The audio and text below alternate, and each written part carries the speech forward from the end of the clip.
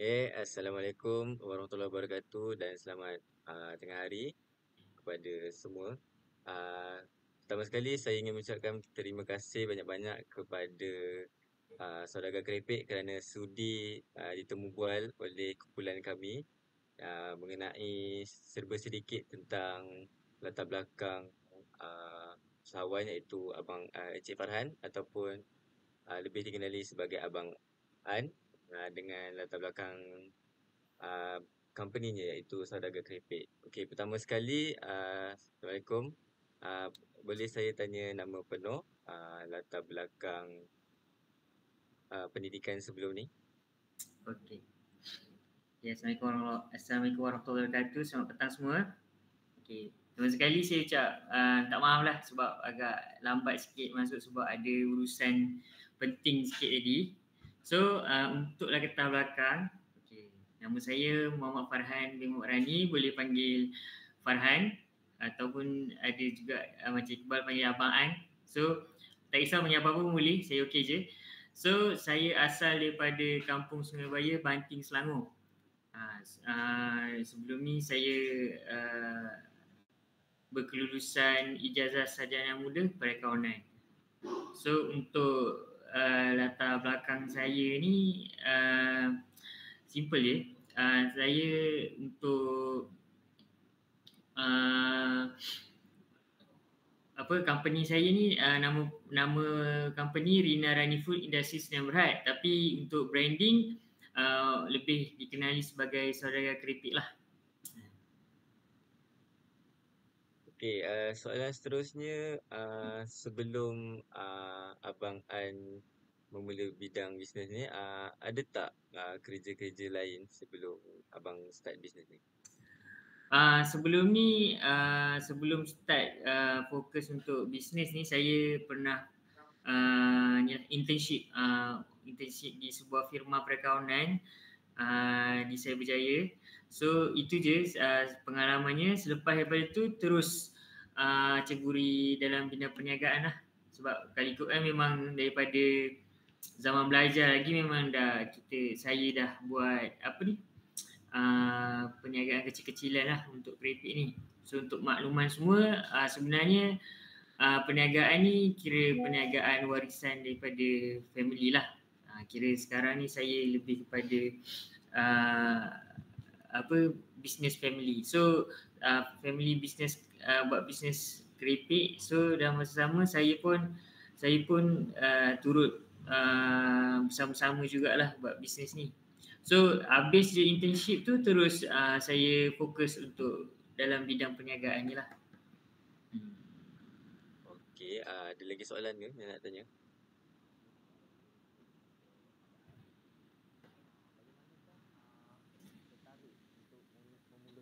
Menjadi usahawan.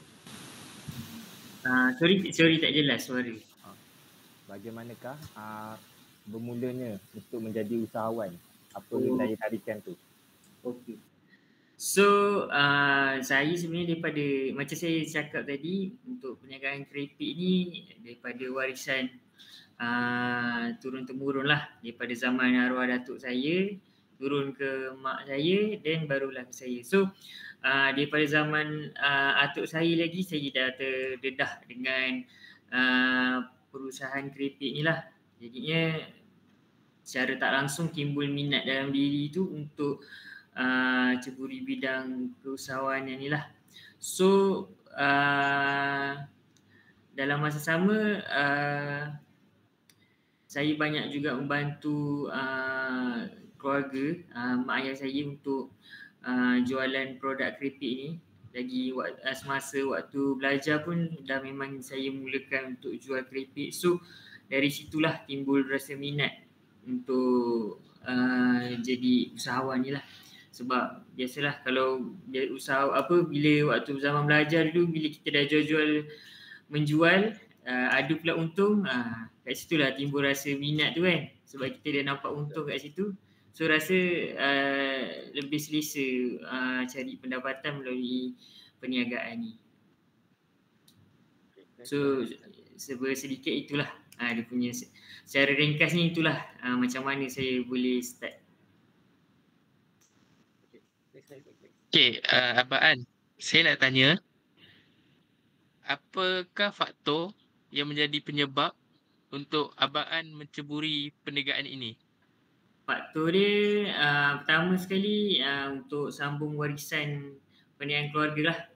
Sebab tambah pula dekat kawasan Banting ni memang kawasan yang terkenal dengan produk keripik. So why not kalau saya tak teruskan. So ini yang saya rasa satu kesempatan lah untuk saya kekalkan tradisi, kekalkan produk tradisional ni untuk terus dipasarkan. So itu antara faktornya lah. Faktor-faktor lain lebih kepada nak besarkan lagi perniagaan keluarga ni lah. Itu antara dia. Adakah Abang An mempunyai role model dalam memulakan bisnes ini? Dan kalau ada, siapakah role model tersebut? Jujur saya kata kalau untuk role model ni saya tak adalah role model yang khusus. Tapi kalau macam kata ya kita sebagai orang Islam, kalau macam saya sebagai orang Islam ni role modelnya dah tentulah Nabi Muhammad SAW kan. So itu antara role model yang paling utama lah. Tapi untuk pada era moden ni nak katakan role model yang khusus tu tak ada, tapi saya ambil semua seperti peniaga-peniaga Melayu yang dah berjaya, itu yang saya jadikan sebagai rujukan lah. Tak ada secara khusus, saya lebih kepada tengok cara-cara dia orang berniaga. So senang ceritanya general lah, ramai je yang saya jadikan rujukan. Contoh macam Tasir Al-Bukhari. Lepas tu kalau macam kalau macam Alif Sata pun saya pun banyak rujukkan dia sebab dia jenis orang yang versatile. So antaranya itulah. Tapi secara jujurnya yang khusus tu tak ada, tapi lebih kepada tengok secara menyeluruh lah. Jelas tak? Jawab soalan tak? Menjawab.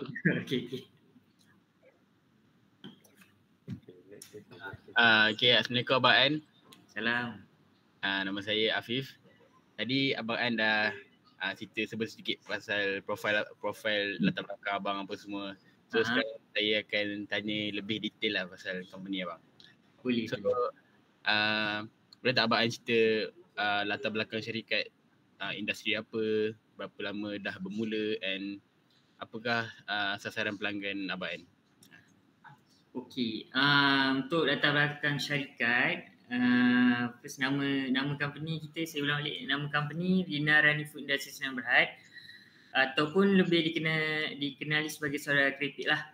So jenis perniagaan kami ni Sdn Bhd, banyak fokus kepada pemprosesan dan pengedaran produk keripik dan makanan ringan. So daripada segi berapa lama tu kita dah start daripada tahun 2008 lagi.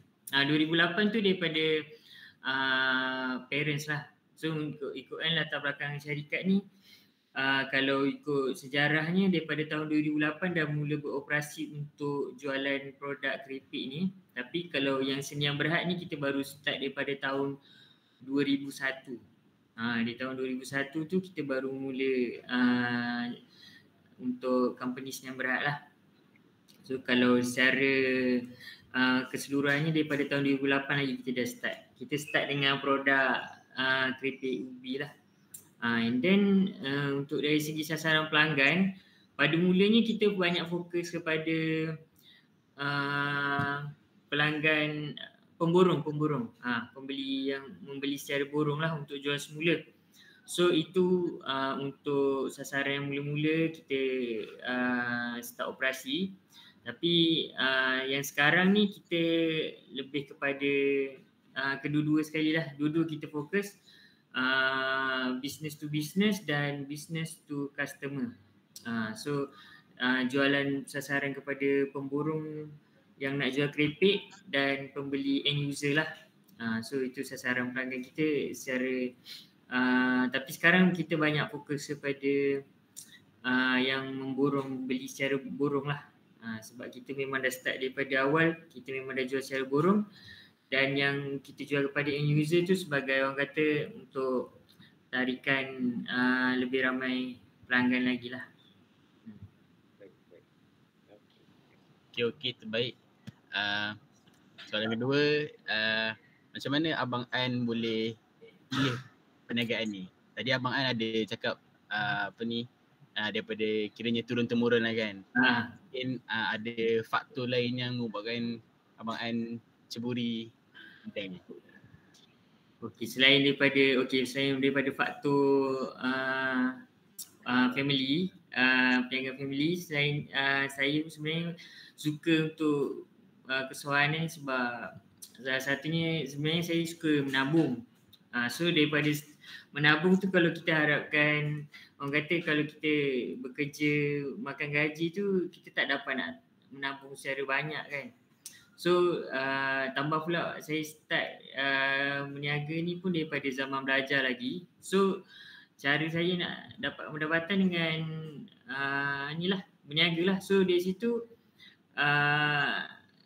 situlah jadi orang kata hobinya dah, sebabkan hobi tu nak suka menabung, nak kena ada duit. So itulah antara punca dia. So dengan cara berniaga lah boleh dapat cari, orang kata apa, cari duit tambah lebih sikit lah. Macam tu lah. Faham tak? Ke berbeli? Faham Abang, faham. Saya cerita macam tu lah. Dia sebab asalnya punca suka menabung, suka kumpul-kumpul duit. Lepas tu lama-lama kalau fikir harapkan kalau buat kerja makan gaji tak cukup lah kan. So kita carilah alternatif lain. So itulah cara dia dengan berniaga. So berniaga kalau kita rajin dapat lebih. Macam tu.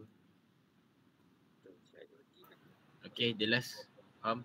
Okay, next. Okay. Soalan daripada saya pula. Berapakah anggaran modal awal Abang An untuk memulakan bisnes ni? Anggaran modal awal. Untuk bisnes saudagar keripik ni, sebenarnya modal dia awal tu dulu kita modal kecil je. Asal-asal dulu mula-mula sekali buat perniagaan ni, kita start dengan jual kuih kapit. So dengan kuih kapit tu kita start dengan modal dalam RM500 je. So daripada situ kita rolling. So dengan pulangan modal tu kita buat tambah sikit-sikit lah.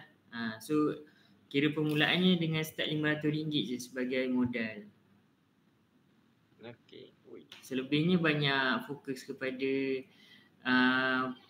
pulangan modal tu, kita pusing balik buat tambah produk yang sekarang ni lah. Alright. Okay, next question. Terima kasih Abang An. Dan ada soalan seterusnya daripada Syafia.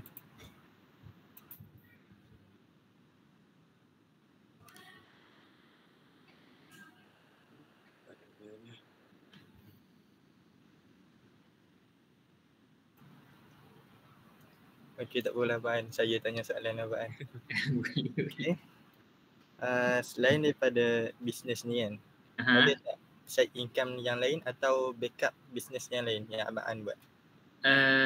Buat masa ni tak ada lagi. Cuma fokus pada ni je. Atau ada tak collaborate dengan company lain ke? Atau Okay. Kalau dari segi collaboration ada. Cumanya tak konsisten lah, bertukar-tukar lah. So antaranya macam kita collaborate untuk bekalkan produk. So macam contoh kata customer ni dia nak jual produk dia sendiri tapi minta kita yang proseskan. Ataupun bahasa OEM. Kalau pernah dengar tak perkataan OEM? Dia lebih kepada macam orang ni je nak jual produk atas brand dia sendiri tapi company kita yang tolong bekalkan. So contoh macam sebelum ni kita pernah collaborate dengan Mama Sap. Mama Sap dia pernah jual keripik ubi salted egg. So Daripada situ kita cuma bekalkan dan kita tolong packaging siap-siap untuk dia. So itu antara collaboration kita lah. Ada juga collaborate dengan company lain, contohnya macam orang yang nak jual goodies, macam orang ni dia sediakan servis untuk goodies majlis-majlis perkahwinan ataupun kenduri. So dia minta kita tolong packingkan dalam bag goodies yang disediakan lah. Tu antaranya lah. Tu antara collaboration yang kita pernah buat lah. Okay, Abang. Assalamualaikum. Dengar tak Abang? Sorry. Dengar. Okay, saya Ishraf Ajwad. Abang boleh bagi saya Wat. Okay, untuk soalan saya pula, macam Abang cakap tadi, Abang dah start lama kan bisnes ni. Mesti Abang dah pernah hadapi pelbagai cabaran semasa melakukan keusahawanan. So, apa antara cabaran-cabaran tersebut dan bagaimana Abang menghadapi cabaran tersebut? Antara cabaran kita susah nak dapat, pertama kita susah nak dapat ni lah, tenaga kerja. So macam dari segi pekerja ni memang kita agak sukar sikit sebab pertama mungkin sebab kita dalam kawasan kampung. So orang kurang nampaklah kerja dekat dalam kampung ni boleh orang kata apa, boleh jamin future dia orang. So satu lagi keadaan tempat kerja kita ni agak panas dan bahang. So orang kurang berminat lah untuk kerja dalam keadaan yang macam tu. Tambah pula nak kena guna tenaga yang banyak. So dia agak ni sikit lah. So satu lagi itu dari segi tenaga kerja lah. So selalunya memang kalau kita nak buat production yang banyak, kita cuma harapkan cari pekerja part time je. So untuk pekerja permanent tak ramai pun. So itu dari segi cabaran pekerja lah. Kalau dari segi bahan mentah pun ada juga. Kalau kena dengan musim yang tak okey, contoh macam musim hujan, ada musim banjir, so kita punya bahan mentah selalunya rosak lah. Dan selalunya punca daripada tu, production kita akan banyak defect lah. Satu banyak defect, satu lagi kita susah nak capai macam target-target production yang kita sepatutnya capai. Tu antara dia lah. Okay Abang, soalan seterusnya, macam Abang cakap tadi, bisnes ni start daripada tahun 2008, 2001 macam tu. Dah lama kan? 2008. Daripada daripada ayah, mak ayah Abang kan?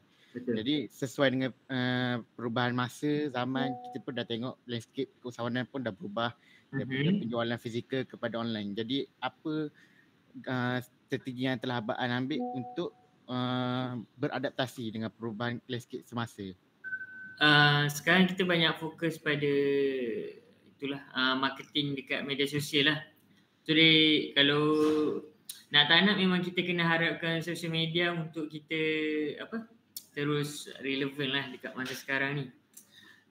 Kita pun ada juga jual dekat TikTok, Shopee. So itu dua platform utama lah untuk jualan online. Selain itu kita banyak buat awareness dekat TikTok, Instagram dengan Facebook. So itu antara dia lah. Okey, untuk soalan terakhir dari saya Abang, apa rancangan Abang untuk mengubah suai untuk memperbaiki lagi perniagaan ni untuk beradaptasi dengan masa untuk masa hadapan? Untuk masa akan datang kita cadanglah untuk dari segi dari segi production kita dah okey, jualan insya-Allah pun okey, cuma kita sekarang nak stabilkan dari segi tenaga kerja lah. Bukan semata-mata untuk production tapi secara menyeluruh daripada segi administration, marketing. So sekarang ni kita mengharapkan dekat bahagian marketing lebih lagi lah, sebabnya sekarang kita buat marketing pun bila sempat baru buat. So untuk akan datang mungkin kita akan fokus untuk mencari staff dekat bahagian marketing supaya boleh bersaing dengan pesaing-pesaing lain lah. Sebab sekarang orang bersaing banyak dekat media sosial kan. Ada posting baru orang nampak, kalau tak ada suram, macam tu lah. So untuk akan datang saya rasa dekat bahagian marketing tu saya nak kena perbaiki lagi lah. Itu antara dia lah. Okay, terima kasih Abang An. Okay, seterusnya. Hello Abang An. Hello. Saya Abra. Saya nak tanya beberapa sedikit lah soalan. Boleh. Tanya banyak boleh. Baik dah Abang An. Okay, pertama yang saya nak tanya, apakah risiko yang Abang An hadapi dalam perniagaan? Contoh dia macam risiko kewangan ke, risiko operasi ke? Risiko kewangan tu antara yang agak tinggi jugalah sebab kita sebagai company yang produce produk, yang kita buat production, so dari segi kewangan tu kita kena standby dari segi modal lah. Selalunya untuk modal ni memang kita kena dahulukan dulu. Dia tak sama macam orang yang business trading yang beli lepas tu jual balik kan. Sebab kita buat production ni kadang-kadang ada masa ada produk tu banyak kerosakan, defect. Kalau time okey lah, time banyak defect tu yang jadi kacau dekat kita punya financial. So itu tak kira lagi cost untuk maintenance, untuk mesin. Lepas tu dari segi kalau ada macam barang rosak, supplier pulang, kita nak kena ganti lain semua. So itu financial tu kena ambil kira sekali lah. Sebabnya kalau kita tak cukup dekat bahagian financial, kita tak dapat nak tampung lah. So untuk pusingan modal tu kita kena sentiasa pastikan ada duit standby lah untuk cover risiko-risiko kat situ. Jadi kita ready lah sebenarnya kan? Macam mana? Jadi kita kena sentiasa bersedia dengan Ya betul. Kena get ready lah. Especially dalam financial. Sebab kita buat production Setuju. Okay, soalan yang seterusnya. Soalan, sebelum Abang An memulakan perniagaan dan selepas perniagaan kerepek ni, adakah sumber-sumber yang Abang An mencukupi? Macam sumber kewangan ke, sumber fizikal ke, macam tu? Cukup tak? So far alhamdulillah cukup. Sebab kita start daripada yang betul-betul kecil. So kita langkah step by step. Kita tak ambil, orang kata tak ada terus ke step yang lebih besar lah. So kita rasa cukup je, kita baru pergi ke step yang lain. So cuma dari segi tenaga kerja lah. Isu dia daripada dulu sampai sekarang itu je lah. Dari segi tenaga kerja memang itu je isu yang selalu jadi dekat company ni. Dari segi kewangan yang lain-lain, insyaAllah so far setakat ni alhamdulillah masih stabil lagi. Okay, itu saja soalan saya. Terima kasih Abang An. Sama-sama. Assalamualaikum Abang An. Salam. Dengar tak? Dengar. Ahmad Husaini.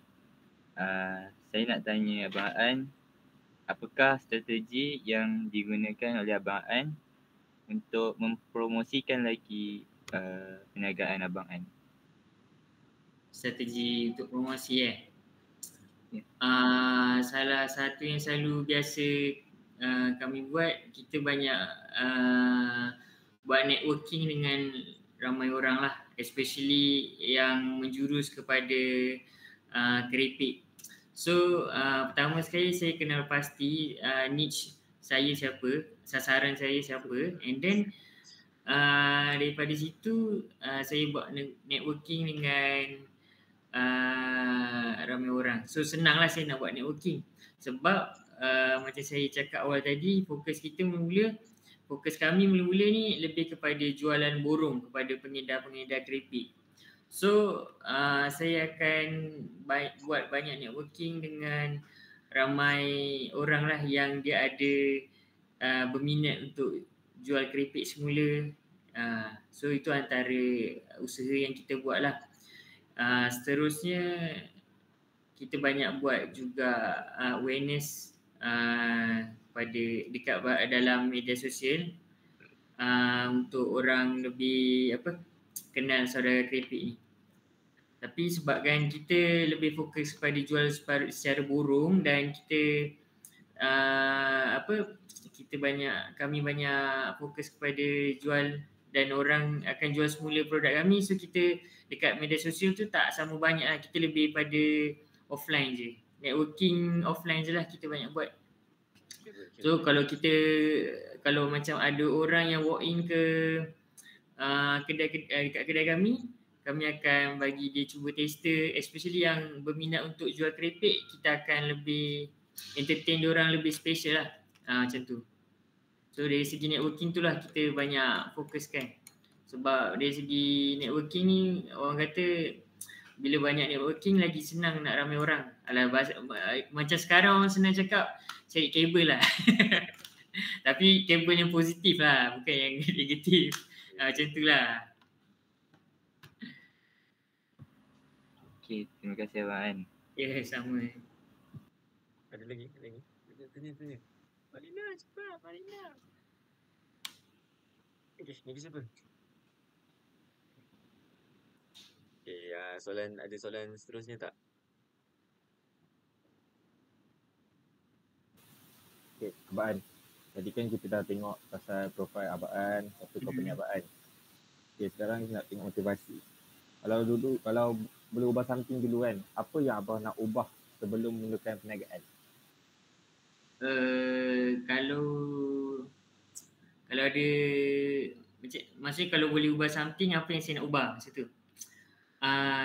Dari segi administration, pengurusan, sebab sebab kan dulu kita start cara kampung kan. So orang kata bila cara kampung ni kita langgar je kan. So kita lupa nak tengok dari segi pengurusan. So bila kita dah separuh jalan baru dah nak tengok dari segi pengurusan apa semua. Pengurusan tu saya masukkan secara menyeluruh lah. Dari segi rekod kewangan, HR, lepas tu dari segi SOP.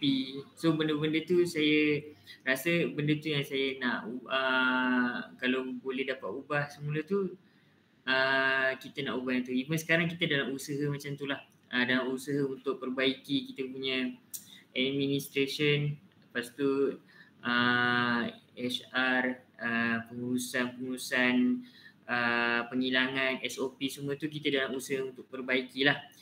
Cuma dia agak struggle sebab kita dah start. So bila benda tu dah start kita baru nak buat, dia agak struggle sikit lah. So banyak benda yang kita nak belajar dan kita nak kena repair balik. Sebab saya rasa kalau benda tu dah start dulu sebelum kita mulakan perniagaan, dia akan jadi lebih smooth. So bila kita dah start dulu baru nak fikir benda-benda tu, dia akan jadi macam sedikit orang kata cacah marbah sikit lah. So kalau benda tu saya boleh ubah dan boleh perbaiki, insyaAllah mungkin dari segi pemasaran pun mungkin akan bagi kesan yang lebih positif lah kat situ. Okay. Assalamualaikum Abang, saya Nur Amalina. Saya nak tanya, apa pendapat abang tentang faktor untuk jaya dalam perniagaan ni? Faktor dia kena usaha, rajin, klise jawapan dia. so kalau dari pandangan saya lah, nak faktor untuk berjaya ni betul lah.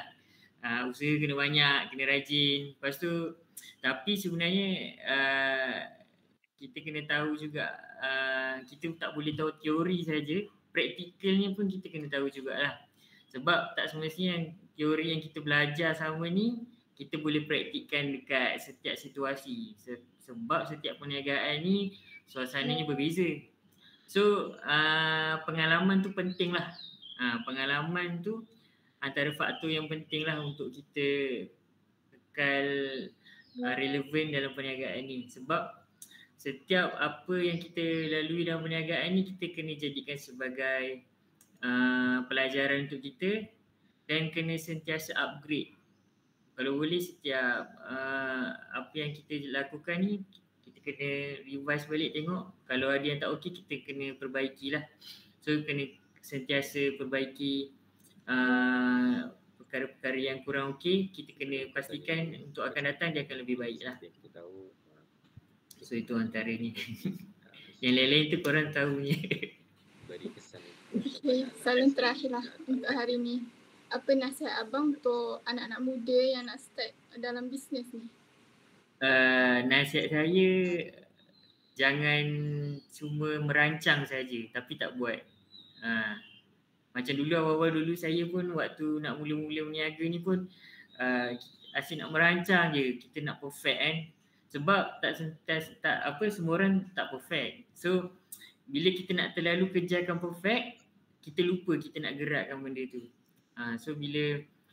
So kita follow the flow je. Kalau tak perfect kita perbaiki. Tu je.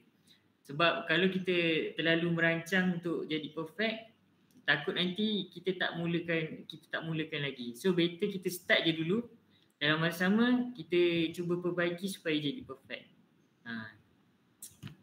Itu nasihat saya lah. Yang keduanya, kalau boleh dalam berniaga ni memang orang cabarannya memang lain-lain, tapi dalam perniagaan ni memang lagi-lagi melibatkan duit. Tambah pula sekarang kos semua perkara, semua benda dah naik harga kan.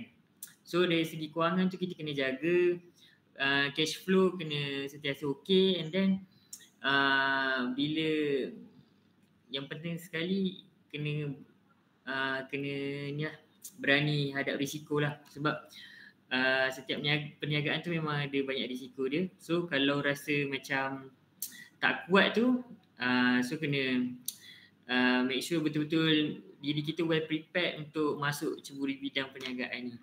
So bila dah masuk bidang perniagaan ni, hati tu kena betul-betul cekal lah. Kalau tak, memang tak lama. Okey Abang, saya ada soalan tambahan untuk Abang. Boleh. Macam tadi Abang cakap pasal generasi muda kan, Abang bagi topik.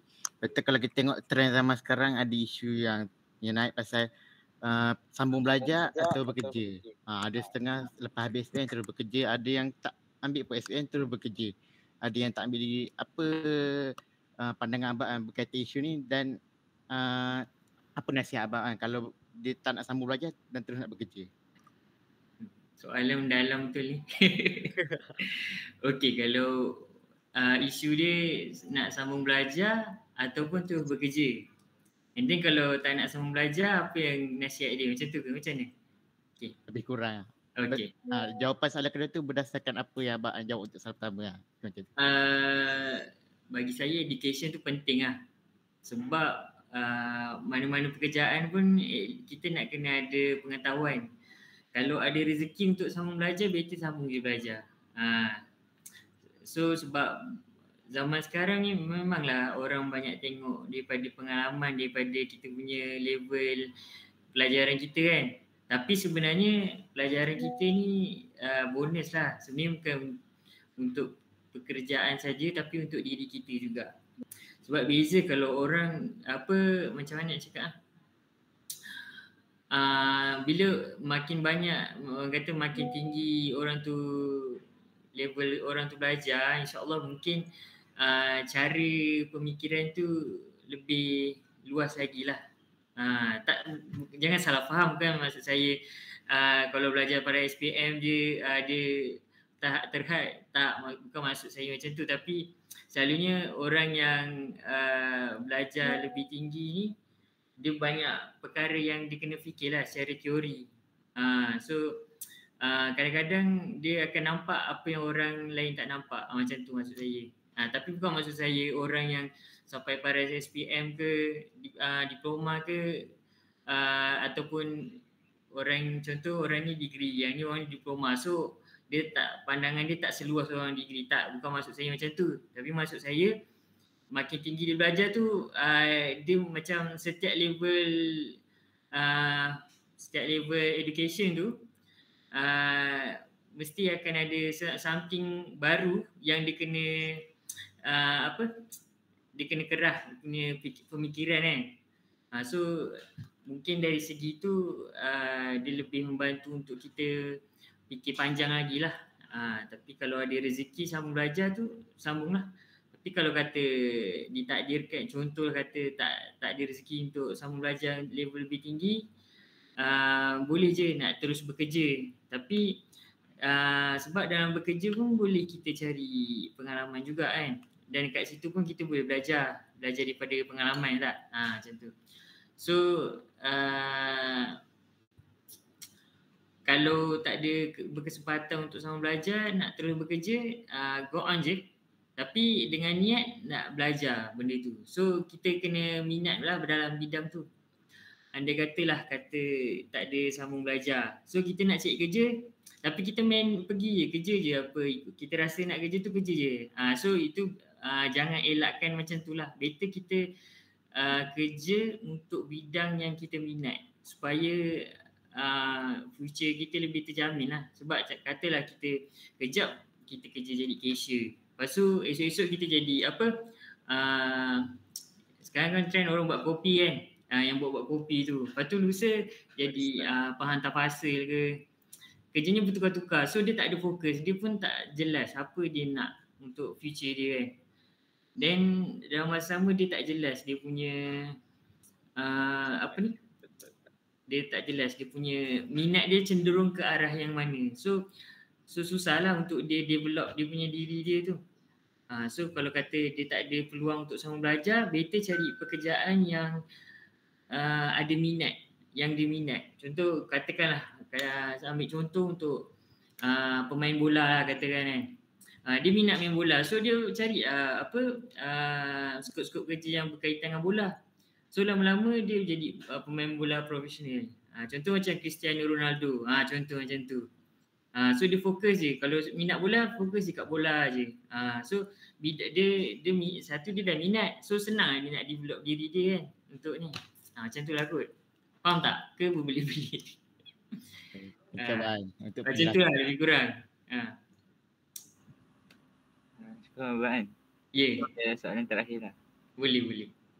Okay, seperti yang kita tahu, kita pernah dilanda oleh wabak COVID-19. Seperti yang Abang An beritahu, perniagaan Abang An ni secara offline. Jadi pandemik ini banyak tak beri kesan kepada bisnes Abang An ni? Banyak juga. Mula-mula sekali tu memang agak terkesan lah sebab kita terpaksa tutup kedai. Lepas tu production tak boleh jalan. And then dalam masa sama kita ada finished goods, yang barang-barang yang dah siap tu yang banyak. So pada mulanya memang agak banyak yang terbuang lah. And then kita fikir-fikir memang kita kena buat online juga. Cumanya pada waktu tu kita banyak fokus ke online pula lah. Sebab kita tengok orang banyak trend membeli tu banyak beli kat online kan. So kita banyak fokus kat jualan online. Sebab kenapa tadi saya cakap kita banyak fokus kat offline, sebab keripik ni asalnya kita fikir macam keripik ni kan jenis mudah hancur. So kalau kita buat online nak post takut sampai kat sana dia jadi abu. So awal-awal tu kita tak yakin lah kalau produk keripik ni boleh jual secara online. Tapi daripada COVID tu lah kita nampak lah sebenarnya online pun penting juga. Dan kita dah pun cuba, alhamdulillah sekarang pun kita masih buat jualan online juga. Dan kita pun ada, macam saya cakap, kita pun ada jual kat Shopee, TikTok kan. Cuma dia tak sebanyak macam jualan kat offline lah. Macam tu.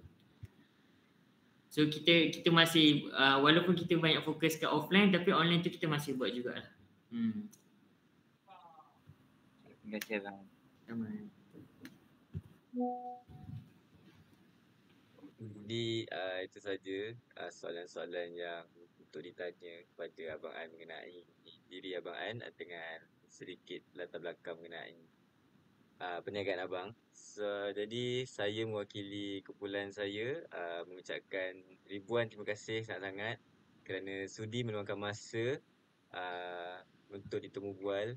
Dan terima kasih juga kerana Abang An sudi terima saya punya hajat lah untuk menemu bual usahawan. Sebab bagi saya, sebab saya sendiri selaku saya pun pernah bekerja dengan Abang An. Jadi saya rasa macam Abang An ni bagi inspirasi lah kepada saya. Jadi terima kasih Abang An. Sama-sama. Sebab Saya sejujurnya, saya pun dalam proses belajar juga. Bukanlah 100% owner business. Business sama-sama dengan family lah. So, apa-apa yang kurang saya minta maaf. Tapi kalau ada apa-apa nak tanya nanti boleh je WhatsApp. Saya okey je. Cuma kalau cepat lambat je saya reply. InsyaAllah saya akan reply jugalah. Sebab korang pun tengah buat assignment kan. So insyaAllah saya akan bantulah. Apa-apa nak tanya WhatsApp je. Baik.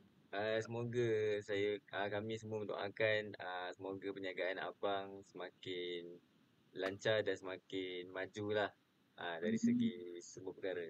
Amin. Semoga korang pun dipermudahkan untuk buat assignment ni lah dan sukses. Okay? Okay. Terima kasih Pak An. Okay, sama-sama.